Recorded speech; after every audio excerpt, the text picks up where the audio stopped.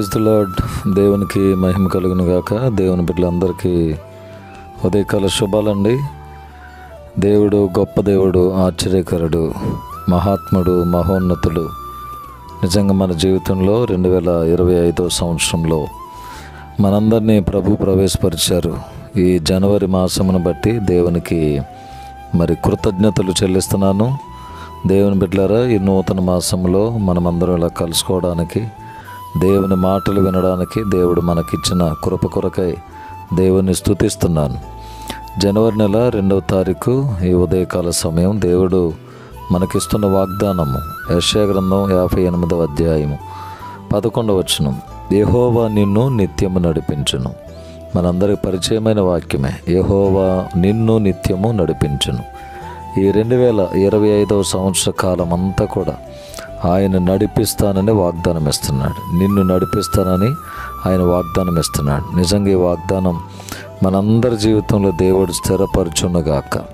నమ్ముతున్న బిడ్డలారా, నిత్యము ఆయన ఈ సంవత్సర కాలంలో మనలను నడిపించే దేవుడిగా ఉన్నాడని నమ్ముతున్నాను. మీరును విశ్వసించండి, నమ్మండి. దేవుని వాగ్దానం ఎత్తిపట్టి ప్రతిరోజు ప్రార్థన చేయండి.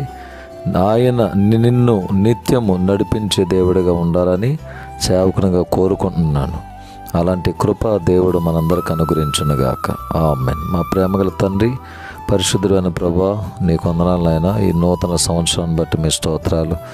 మా ప్రభు ఈ జనవరి మాసము 2వ తారీఖులో ప్రవేశపరిచారు. మీ స్తోత్రం.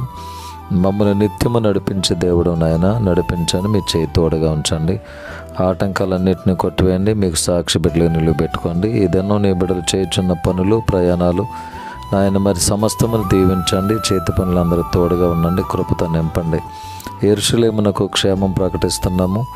దివ్యమైన మీ ఆశీర్వాదం మాకు సమృద్ధిగా దయచేసి నిత్యము మమ్మల్ని నడిపిస్తున్నందుకు స్తోత్రం చెల్లిస్తూ యేసయ్య నామంలో ప్రార్థిస్తున్నాం తండ్రి.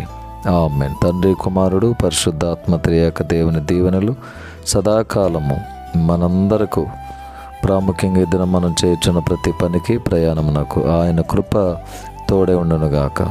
ఆమేన్. May God bless you all. May God bless our India.